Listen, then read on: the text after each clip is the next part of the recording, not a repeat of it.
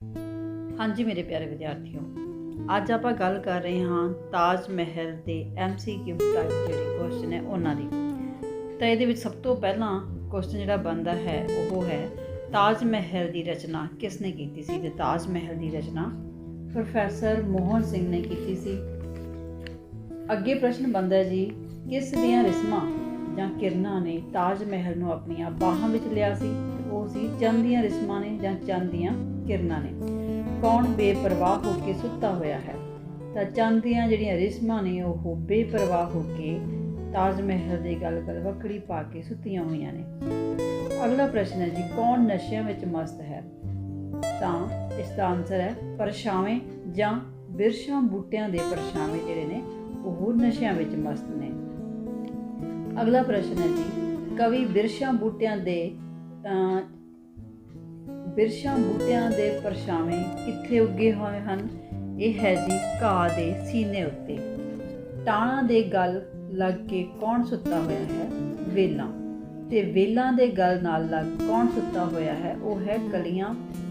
ਅਗਲਾ ਪ੍ਰਸ਼ਨ ਹੈ ਜੀ, ਕਲੀਆਂ ਦੇ ਗਲ ਲੱਗ ਕੇ ਕੌਣ ਸੌ ਰਿਹਾ ਹੈ। ਤੇ ਉਹ ਹੈ ਗੰਧਾ। ਹੁਣ ਇਹ ਯਾਦ ਰੱਖਣ ਵਾਲੀ ਗੱਲ ਹੈ ਕਿ ਇਹਦੇ ਵਿੱਚ 3 ਕੁਐਸਚਨ ਬਣਦੇ ਨੇ। ਪਹਿਲਾਂ ਟਾਹਣੀਆਂ ਜਿਹੜੀਆਂ ਬਿਰਖ ਦੀਆਂ ਟਾਹਣੀਆਂ ਹੁੰਦੀਆਂ ਨੇ ਉਹਨਾਂ ਦੇ ਗਲ ਲੱਗ ਕੇ ਕੌਣ ਸੁੱਤਾ ਹੈ। ਉਹ ਯਾਦ ਰੱਖ ਲਓ ਕਿ ਕਲੀਆਂ ਜਿਹੜੀਆਂ ਵੇਲਾਂ ਨੇ ਉਹ ਹਮੇਸ਼ਾ ਟਾਹਣੀਆਂ ਦੇ ਸਹਾਰਾ ਲੈ ਕੇ ਅੱਗੇ ਵੱਧਦੀਆਂ ਨੇ। ਤਾਂ ਇਸ ਕਰਕੇ ਜਿਹੜੀਆਂ ਵੇਲਾਂ ਨੇ ਉਹ ਟਾਹਣਾ ਦੇ ਗਲ ਲੱਗ ਕੇ ਮਤਲਬ ਜਿਹੜੀਆਂ ਟਾਹਣੀਆਂ ਨੇ ਉਹਨਾਂ ਦੇ ਗਲ ਲੱਗ ਕੇ ਸੁੱਤੀਆਂ ਹੋਈਆਂ ਨੇ। ਤੇ ਅੱਗੇ ਵੇਲਾਂ ਨੂੰ ਜਦੋਂ ਫੁੱਲ ਲੱਗਣ ਤੋਂ ਪਹਿਲਾਂ ਜਿਹੜੀਆਂ ਕਲੀਆਂ ਕਰੂੰਬਲਾਂ ਫੁੱਟਦੀਆਂ ਨੇ ਕਲੀਆਂ ਹੁੰਦੀਆਂ ਨੇ ਉਹ ਵੇਲਾਂ ਨਾਲ ਅਟੈਚਡ ਹੁੰਦੀਆਂ। ਇਸ ਕਰਕੇ ਜਿਹੜੀਆਂ ਨੇ ਵੇਲਾਂ ਦੇ ਗਲ ਲੱਗ ਕੇ ਕੌਣ ਸੁੱਤਾ ਹੋਇਆ ਹੈ। ਕਲੀਆਂ। ਤੇ ਕਲੀਆਂ ਦੇ ਵਿੱਚ ਜਿਹੜੀ ਖੁਸ਼ਬੂ ਆਉਂਦੀ ਹੈ ਗੰਧ ਆਉਂਦੀ ਹੈ ਤਾਂ ਇਸ ਦਾ ਮਤਲਬ ਹੈ ਕਿ ਕਲੀਆਂ ਦੇ ਨਾਲ ਲੱਗ ਕੇ ਕੌਣ ਸੁੱਤਾ ਹੋਇਆ ਹੈ। ਉਹ ਹੈ ਗੰਧ ਮਤਲਬ ਕਿ ਖੁਸ਼ਬੂ। ਅੱਗੇ ਹੈ ਕੌਣ ਇਸ ਮਸਤ ਮੌਸਮ ਵਿੱਚ ਨੀਂਦ ਦੇ ਵਲੇਵੇਂ ਵਿੱਚ ਵਲਿਆ ਹੋਇਆ ਹੈ। ਇਹ ਹੈ ਵੇਲਾਂ, ਕਲੀਆਂ, ਗੰਧਾਂ ਆਦਿ। ਜਮਨਾ ਦੇ ਕੰਢੇ ਕਿਹੋ ਜਿਹੇ ਹਨ। ਸ਼ਾਂਤ ਅਤੇ ਹਰੇ ਭਰੇ। ਅਗਲਾ ਪ੍ਰਸ਼ਨ ਹੈ ਜੀ, ਨੀਂਦ ਵਿੱਚ ਮਸਤ ਜਮਨਾ ਨੇ ਕਿਸ ਨੂੰ ਆਪਣੇ ਕਲਾਵੇਂ ਵਿੱਚ ਲਿਆ ਹੈ। ਤਾਂ ਇਹ ਹੈ ਪਾਣੀ ਨੇ। ਅਗਲਾ ਪ੍ਰਸ਼ਨ ਹੈ ਜੀ, ਤਾਜ ਮਹਿਲ ਦਾ ਸਾਇਆ ਕਿੱਥੇ ਸੁੱਤਾ ਹੋਇਆ ਹੈ। ਤਾਂ ਤਾਜ ਮਹਿਲ ਦਾ ਜਿਹੜਾ ਸਾਇਆ ਹੈ ਉਹ ਸ਼ਾਂਤ ਪਾਣੀ ਵਿੱਚ ਸੁੱਤਾ ਹੋਇਆ ਹੈ। ਅਗਲਾ ਪ੍ਰਸ਼ਨ ਹੈ ਜੀ, ਤਾਜ ਮਹਿਲ ਕਵਿਤਾ ਵਿੱਚ ਕਵੀ ਕਿਸ ਦੇ ਉਦਾਲੇ ਜਾਣ ਦੀ ਗੱਲ ਕਰਦਾ ਹੈ।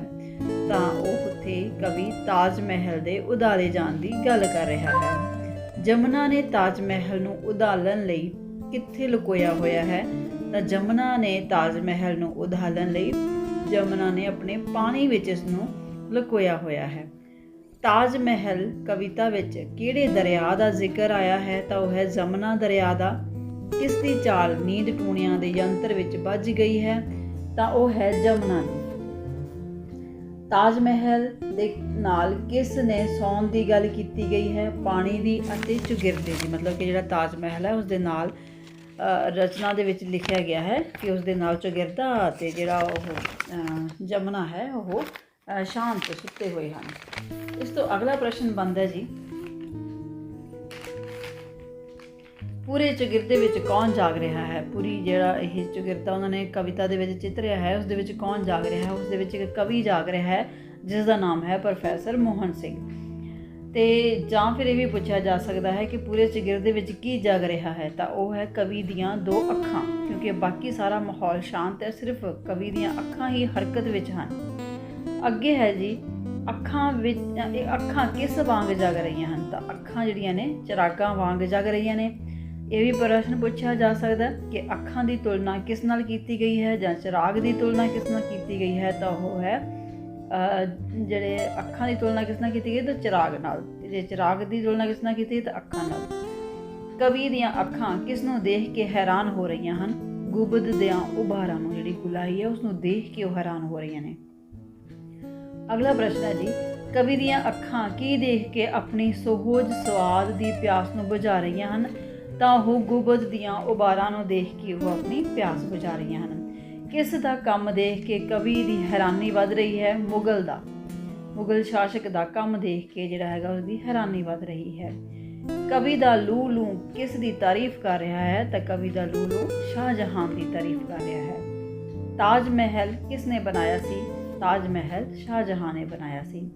ਤਾਜ ਮਹਿਲ ਕਿਸ ਦੀ ਯਾਦ ਵਿੱਚ ਬਣਾਇਆ ਗਿਆ? ਤਾਂ ਤਾਜ ਮਹਿਲ ਉਸਦੀ ਪ੍ਰੇਮਿਕਾ ਮੁਮਤਾਜ਼ ਦੀ ਯਾਦ ਵਿੱਚ ਬਣਾਇਆ ਗਿਆ ਸੀ। ਤਾਜ ਮਹਿਲ ਕਿਸ ਦੀ ਨਿਸ਼ਾਨੀ ਸੀ? ਸੱਚੇ ਪਿਆਰ ਦੀ ਨਿਸ਼ਾਨੀ ਸੀ। ਗੁੰਬਦ ਦਾ ਆਂਡਾ ਕਦੋਂ ਟੋਟੇ ਹੋ ਗਿਆ? ਜਦੋਂ ਕੋਈ ਤਾਜ ਮਹਿਲ ਦੀ ਸੁੰਦਰਤਾ ਦੀ ਜਿਹੜੀ ਹੈਗੀ ਆ ਗੱਲ ਕਰ ਰਿਹਾ ਸੀ। ਅੱਗੇ ਹੈ ਜੀ, ਗੁੰਬਦ ਦਾ ਆਂਡਾ ਕਿਸ ਸਥਿਤੀ ਜਾਂ ਸੋਚ ਵਿੱਚ ਟੋਟੇ ਹੋਇਆ? ਕਲਪਨਾ ਦੇ ਵਿੱਚ। ਉਹ ਸੱਚਾਈ ਦੇ ਵਿੱਚ ਟੋਟੇ ਨਹੀਂ ਹੋਇਆ ਸੀ, ਉਹ ਸਿਰਫ ਕਲਪਨਾ ਦੇ ਵਿੱਚ ਹੀ ਟੋਟੇ ਹੋਇਆ ਸੀ। ਤਾਜ ਮਹਿਲ ਵਿੱਚ ਕਿਹੜੇ ਹੜ੍ਹ ਦੀ ਗੱਲ ਕੀਤੀ ਗਈ ਹੈ? ਤਾਂ ਉਸ ਦੇ ਵਿੱਚ ਮਜ਼ਦੂਰਾਂ ਦੇ ਹੜ੍ਹ ਦੀ ਗੱਲ ਕੀਤੀ ਗਈ ਹੈ। ਜਾਂ ਇਹ ਵੀ ਪੁੱਛਿਆ ਜਾ ਸਕਦਾ ਹੈ ਕਿ ਤਾਜ ਮਹਿਲ ਕਵਿਤਾ ਦੇ ਵਿੱਚ ਕਿਸ ਦਾ ਹੜ੍ਹ ਆ ਗਿਆ ਸੀ? ਤਾਂ ਉਹ ਸੀ ਮਜ਼ਦੂਰਾਂ ਦਾ ਹੜ੍ਹ ਆ ਗਿਆ ਸੀ। ਤਾਜ ਮਹਿਲ ਕਵਿਤਾ ਵਿੱਚ ਕਿਹੜੇ ਔਜ਼ਾਰਾਂ ਦੀ ਗੱਲ ਕੀਤੀ ਗਈ ਹੈ? ਕਿਹੜੇ ਜਿਹੜੇ ਸੰਦ ਵਰਤੇ ਗਏ ਸੀ ਉਹਨਾਂ ਦੀ ਗੱਲ ਕੀਤੀ ਗਈ। ਉਹਦੇ ਵਿੱਚ ਜ਼ਿਕਰ ਆਇਆ ਹੈ ਕਈਆਂ ਦੁਰਮਟ ਤੇਸੇ ਜਿਹੜੇ ਹੈਗੇ ਔਜ਼ਾਰ, ਉਹਨਾਂ ਦਾ ਜ਼ਿਕਰ ਆਇਆ ਹੈ। ਤੇ ਜਾਂ ਇਹ ਵੀ ਪੁੱਛਿਆ ਜਾ ਸਕਦਾ ਹੈ ਇਹ ਔਜ਼ਾਰ ਕਿਸ ਕੰਮ ਆਉਂਦੇ ਨੇ? ਤਾਂ ਇਹ ਔਜ਼ਾਰ ਜਿਹੜੇ ਹੈ ਮਿਸਤਰੀਆਂ ਦੁਆਰਾ ਘਰ ਬਣਾਉਣ ਜਾਂ ਫਿਰ ਕੋਈ ਵੀ ਬਿਲਡਿੰਗ ਜਾਂ ਮਹਿਲ ਉਸਾਰਨ ਦੇ ਵਿੱਚ ਜਿਹੜਾ ਹੈਗਾ ਇਹ ਕੰਮ ਆਉਂਦੇ ਨੇ।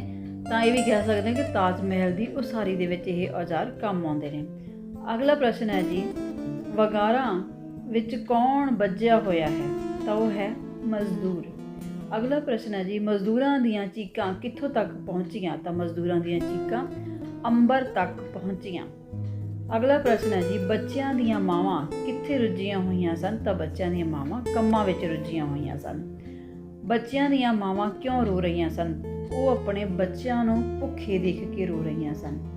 ਜਾਂ ਫਿਰ ਇਹ ਵੀ ਹੋ ਸਕਦਾ ਹੈ ਉਹਨਾਂ ਦੀਆਂ ਜਿਹੜੀਆਂ ਮਾਵਾਂ ਨੇ ਹਿੱਕਾਂ ਵਿੱਚੋਂ ਆਹਾਂ ਮਤਲਬ ਹੌਂਕੇ ਕਿਉਂ ਨਿਕਲ ਰਹੇ ਸੀ?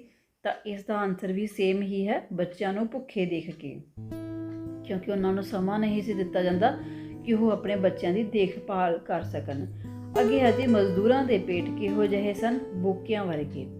ਤਾਂ ਬੋਕਿਆਂ ਵਰਗੇ ਦਾ ਮਤਲਬ ਹੈ ਕਿ ਜਦੋਂ ਪੁਰਾਣੇ ਸਮੇਂ ਦੇ ਵਿੱਚ ਮਸ਼ਕਾਂ ਹੁੰਦੀਆਂ ਸੀ ਜਿਨ੍ਹਾਂ ਨੂੰ ਦਰਿਆ ਦੇ ਵਿੱਚ ਜਾਂ ਫਿਰ ਖੂਹਾਂ ਦੇ ਵਿੱਚ ਸੁੱਟ ਕੇ ਪਾਣੀ ਭਰਿਆ ਜਾਂਦਾ ਸੀ, ਤੇ ਜਦੋਂ ਉਹਨਾਂ ਦੇ ਵਿੱਚੋਂ ਪਾਣੀ ਕੱਢ ਲਿਆ ਜਾਂਦਾ ਸੀ ਤਾਂ ਉਹ ਇੱਕ ਮਤਲਬ ਚਿਪਕ ਜਾਂਦੀਆਂ ਸੀ, ਇੱਕ ਲਿਫਾਫੇ ਦੀ ਤਰ੍ਹਾਂ, ਇੱਕ ਪੋਲੀਥੀਨ ਦੀ ਤਰ੍ਹਾਂ ਉਹ ਬਣ ਜਾਂਦੀਆਂ ਸੀ। ਤਾਂ ਇਸ ਤਰੀਕੇ ਨਾਲ ਜਿਹੜੇ ਉਹਨਾਂ ਦੇ ਪੇਟ ਨੇ ਉਹ ਉਹਨਾਂ ਦੀ ਢੂਈ ਦੇ ਨਾਲ ਲੱਗੇ ਹੋਏ ਸੀ, ਜਿਵੇਂ ਕਿ ਮਸ਼ਕ ਜਾਂ ਬੋਕਿਆਂ ਵਰਗੀ ਹੋਵੇ।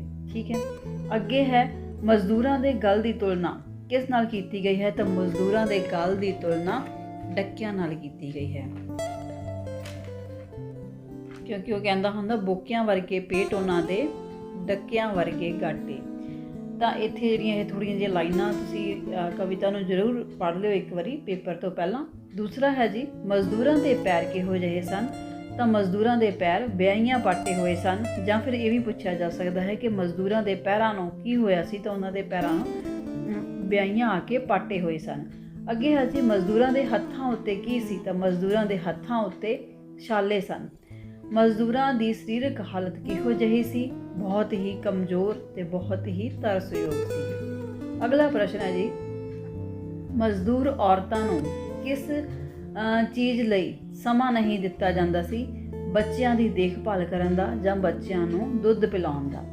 ਇਸ ਕਵਿਤਾ ਵਿੱਚ ਕੌਣ ਮਜਬੂਰ ਅਤੇ ਬੇਵਸ ਹੈ? ਮਜ਼ਦੂਰ ਮਜ਼ਦੂਰਨੀ ਇਸ ਵਿੱਚ ਬਹੁਤ ਹੀ ਬੇਵਸ ਹਨ।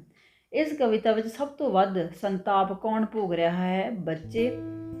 ਚਾਬੁਕ ਕੌਣ ਮਾਰ ਰਹੇ ਹਨ? ਕੰਮ ਕਰਾਉਣ ਵਾਲੇ। ਮਜ਼ਦੂਰਾਂ ਦੇ ਸਰੀਰ ਉੱਪਰ ਕਿਸ ਦੇ ਨਿਸ਼ਾਨ ਹਨ? ਛਾਂਟੇ ਦੇ ਜਾਂ ਲਾਸ਼ਾਂ ਦੇ। ਕਵੀ ਦੀ ਕੀ ਦੇਖ ਕੇ ਰੂਹ ਕੁਰਲਾ ਉੱਠੀ? ਮਜ਼ਦੂਰਾਂ ਦੀ ਦੁੱਖ ਭਰੀ ਹਾਲਤ ਦੇਖ ਕੇ ਉਸਦੀ ਰੂਹ ਕੁਰਲਾ ਉੱਠੀ। ਅਖੀਰ ਵਿੱਚ ਕਵੀ ਸਾਡੇ ਲਈ ਕੀ ਸਵਾਲ ਕਰਦਾ ਹੈ? ਤਾਜ ਮਹਿਲ ਦੀ ਸੁੰਦਰਤਾ 'ਤੇ ਸਵਾਲ ਕਰਦਾ ਹੈ।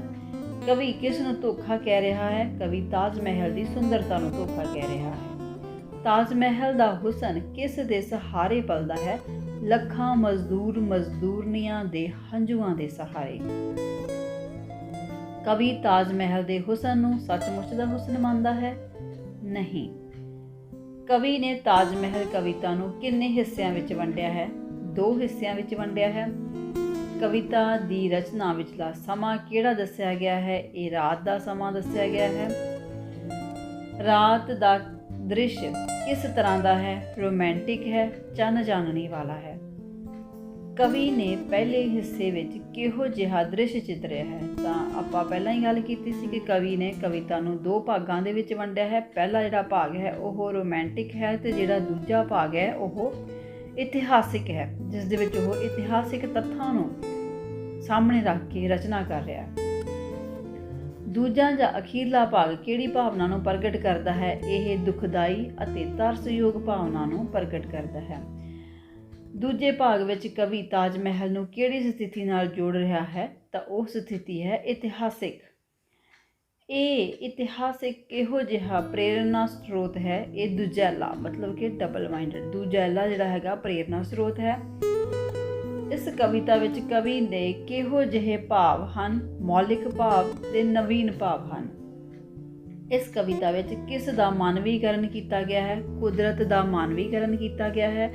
ਸੁਹਜ ਸਵਾਦ ਕੀ ਹੈ? ਇੰਦਰੀਆਂ ਦੁਆਰਾ ਸਵਾਦ ਲੈਣਾ।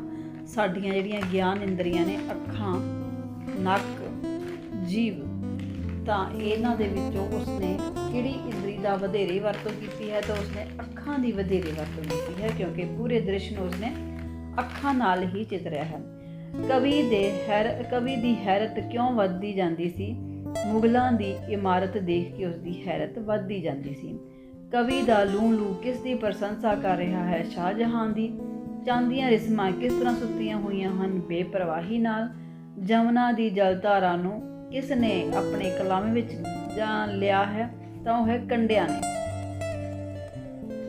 ਇੱਥੇ ਹੁਣ ਯਾਦ ਰੱਖੋ ਕਿ ਜਦੋਂ ਕਿਹਾ ਗਿਆ ਹੈ ਕਿ ਜਲਧਾਰਾ ਨੂੰ ਕਿਸ ਨੇ ਆਪਣੇ ਕਲਾਮੇ ਵਿੱਚ ਲਿਆ ਗਿਆ ਹੈ, ਜਦੋਂ ਤਾਜ ਮਹਿਲ ਦੀ ਗੱਲ ਆਈ ਕਿ ਤਾਜ ਮਹਿਲ ਨੂੰ ਕਿਸ ਨੇ ਕਲਾਮੇ ਵਿੱਚ ਲਿਆ ਹੋਇਆ ਹੈ ਜਾਂ ਤਾਜ ਮਹਿਲ ਦਾ ਪਰਛਾਵਾਂ ਕਿੱਥੇ ਹੈ? ਉਹ ਹੈ ਪਾਣੀ ਦੇ ਵਿੱਚ।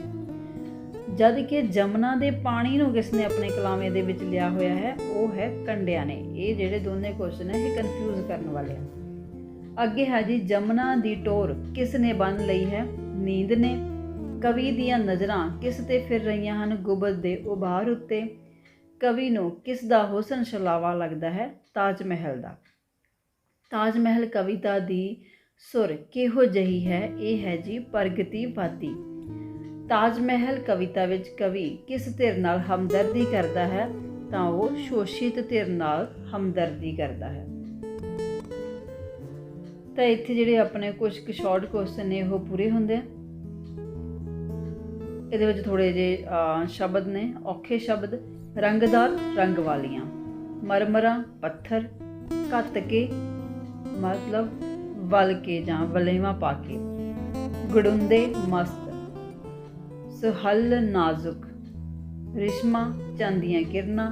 ਬੇਪਰਵਾਹੀ, ਬੇਫਿਕਰੀ। ਸੀਨਿਆਂ ਉੱਤੇ, ਛਾਤੀ ਉੱਤੇ। ਗੰਧ, ਖੁਸ਼ਬੂ। ਸਾਵੇਂ, ਹਰੇ। ਵਿਗੁੱਤੀ ਦਾ ਮਤਲਬ ਹੈ ਗਵਾਚੀ। ਸਾਇਆ ਹੁੰਦਾ ਹੈ ਪਰਛਾਵਾਂ। ਹਰਨ ਹੁੰਦਾ ਹੈ ਉਧਾਲਣਾ, ਮਤਲਬ ਕਿਸੇ ਨੂੰ ਚੁਰਾ ਕੇ ਲੈ ਜਾਣਾ। ਬੁੱਕਲ, ਗੋਦ। ਵੰਨੀ, ਵੱਲ। ਚੁਗਿਰਦਾ, ਵਾਤਾਵਰਨ। ਚਿਰਾਗ, ਦੀਵਾ। ਉਭਾਰ, ਗੁਲਾਈ। ਕਸਬ, ਕੰਮ। ਹੈਰਤ, ਹੈਰਾਨੀ। ਫਰਿਆਦ, ਪੁਕਾਰ। ਅੰਬਰ, ਅਸਮਾਨ। ਦੁਧੀਆਂ, ਛਾਤੀਆਂ। ਛਲਕਣ, ਵਗਣਾ। ਆਹਾਂ, ਹੌਕੇ। ਬੋਕਿਆਂ ਵਰਗੇ। ਚਮੜੀ ਦਾ ਬਣੀ ਹੋਈ ਇੱਕ ਮਸਕ ਜਿਹੜੀ ਹੁੰਦੀ ਮੈਂ ਤੁਹਾਨੂੰ ਪਹਿਲਾਂ ਹੀ ਦੱਸ ਚੁੱਕੀ ਹਾਂ। ਫਾਟਾਂ, ਛਾਟਾਂ। ਮਾਸੂਮਾਂ, ਬੇਦੋਸ਼ੀਆਂ। ਸਲਾਟਾਂ, ਲਾਸ਼ਾਂ। ਕਲਵਲ, ਵਿਆਕੁਲ, ਮਤਲਬ ਤੜਫਣਾ ਕਿਸੇ ਚੀਜ਼ ਲਈ। ਝਾਕੀ, ਦ੍ਰਿਸ਼। ਪੀੜ, ਦਰਦ। ਛਲਣਾ, ਧੋਖਾ ਦੇਣਾ। ਤਾਂ ਇਹ ਸੀ ਜੀ ਸਾਡੇ ਤਾਜ ਮਹਿਲ ਕਵਿਤਾ ਦੇ short question, MCQ type question. ਕੋਸ਼ਿਸ਼ ਕੀਤੀ ਗਈ ਹੈ ਕਿ ਇਹ ਜਿੰਨੇ ਵੀ ਪੱਖ ਤੋਂ ਇਸ ਨੂੰ ਪਰਖਿਆ ਜਾ ਸਕੇ ਉਹਦੇ ਅਕੋਰਡਿੰਗ ਕੁਐਸਚਨ ਬਣਾਏ ਗਏ, ਅਤੇ ਇਹਨਾਂ ਨੂੰ ਪੇਪਰ ਤੋਂ ਪਹਿਲਾਂ ਇੱਕ ਵਾਰੀ ਜ਼ਰੂਰ ਸੁਣ ਲੈਣਾ। Thank you.